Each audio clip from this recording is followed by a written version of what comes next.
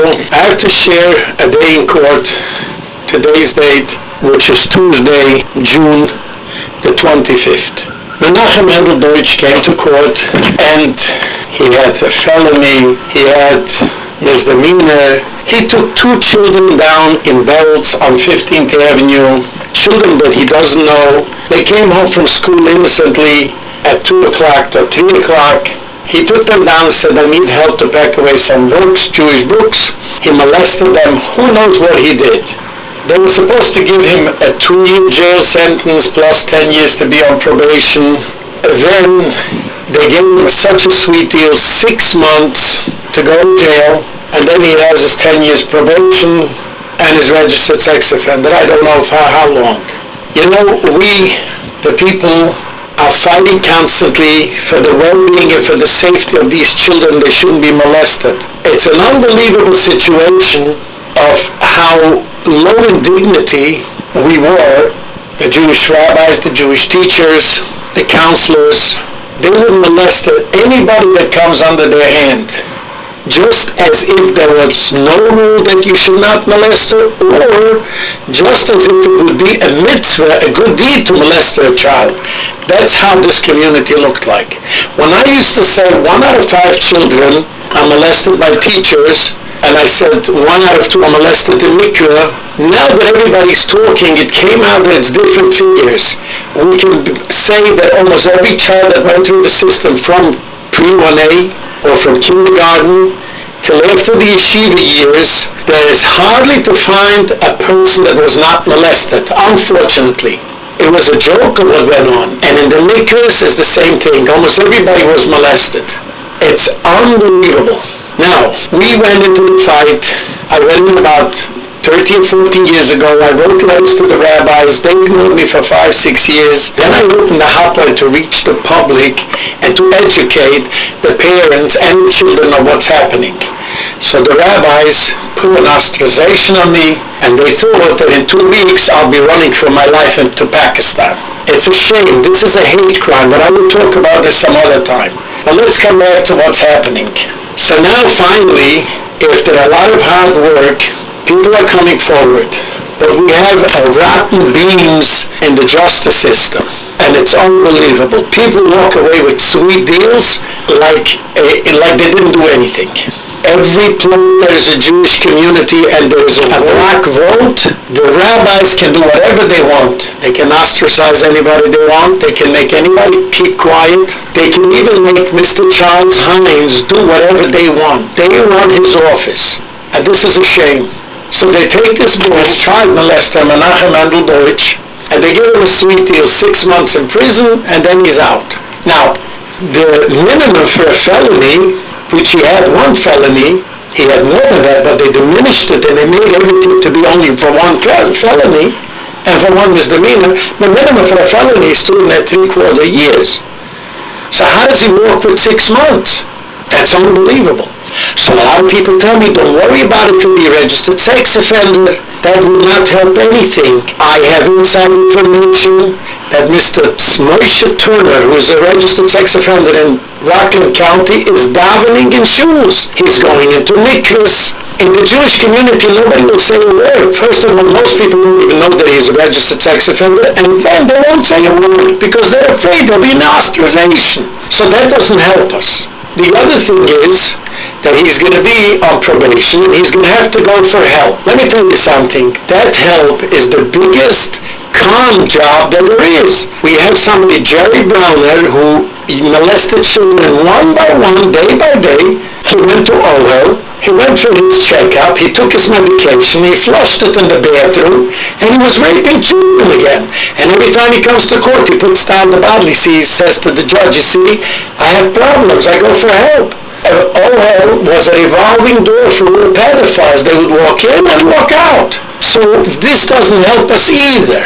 They're going to the Jewish people for help, and everybody's afraid to speak up. There was 1 person that started to be the whistleblower what's happening in Ohio, and they kicked him out. He's not there anymore. He's struggling to make ends meet. So what is really happening? Doesn't Mr. Charles Hynes see that it's corrupting a whole community? Doesn't the law system see what he's doing? Every second day there's another newspaper what he did. He sent somebody into jail and he's innocent, and another person, and a third person, and a fourth person. What is this dealing business? Now, a week ago he was supposed to get 2 years in prison, and his lawyer was Mr. Izzy Fried. Straightforward. All of a sudden, there was another lawyer that came in this morning, and they were waiting for him because he also wanted to be in it, and he is Mr. Adela. He's the one that's reading the whole Boro Park case. He comes in all these cases, and all the lawyers say behind his back, he is the cash man for Mr. Charles Hynes. He has his corrupted people inside, and they drive deals. How do you drive a deal? A person pulled out 3 boys in a synagogue in the basement to molest them. And he works with 6 months. Now, I say 3, there was only 2. The third one was a rabbinic grandson from 2 sides, and these rabbis are afraid to come forward because they'll burn down their synagogue. We still live in 1930 Stalin times in the United States. We're worried about civil rights in Iran. We're worried about civil rights all over the world. We don't have civil rights in Brooklyn. Where's the American Civil Liberties Union to step in here? Where's the federal government to step in here? What kind of deal is this? Is there a law of felony that deserves minimum 2 3/4 years? Why do these people walk away? And I want you to know, we're going to keep on fighting. And if we need to fight the lawyer, Mr. Adela, also, we'll fight the whole gang. I want to ask you a question. Boro Park walked out of a prison after he was supposed to be there for 32 years. What happened? Mr. Adela came in and another lawyer, Mr. Aldershowitz. I don't understand this. Was there a deal that Mr. Ben Ashkenazi will be on the stand or not? If there was a deal, which I heard that there was a deal, but I did not let him be on the stand, then these 2 lawyers turned over the whole thing, and they didn't want to accept the deal after Mr. Leibowitz was long arrested. I don't understand this. Something went wrong here. We need an explanation. Was it that the detective didn't give over the papers on time? Was it a mistake, or was it done purposely? If it was a mistake, he should be fired. He's still a detective. If it was done purposely, he should go to jail. And if the government made a mistake, they should suffer the consequences, not to redo a trial. Now they're trying to say that a third person wanted to take money, and now it's coming out that it's not true. This whole thing does not make sense, and I want to ask the world a question. Any person that gets arrested in jail cannot do the same thing?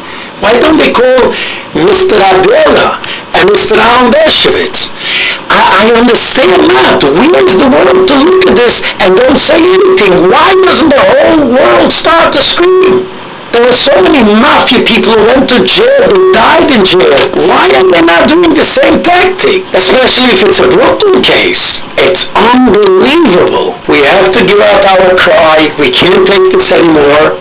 It comes to a point where to molest a child is almost a mitzvah in our community, and the estimate, the terror and the intimidation of victims and witnesses and activists is unbelievable. Take a look at me. I'm ostracized from every shul worldwide. Why? Because 38 lousy rabbis who collected millions of dollars on sex crimes wanted me to stop to educate the people. And this is mind-boggling. It went on for almost 40 years under the name of Mishmeres Atzmius, and they were the ones that went to the rabbis to try to get me down. And this is a strictly hate crime. I feel the FBI should get involved in this. They should ask these rabbis, under what right did you ostracize a person? They didn't even sit down to talk to me. What a shame what's going on here. Stalin 1930, Williamsburg 2013, Stalin in Russia, Mr. Charles Hynes, Honorable Charles Hynes in Brooklyn. Thank you very much.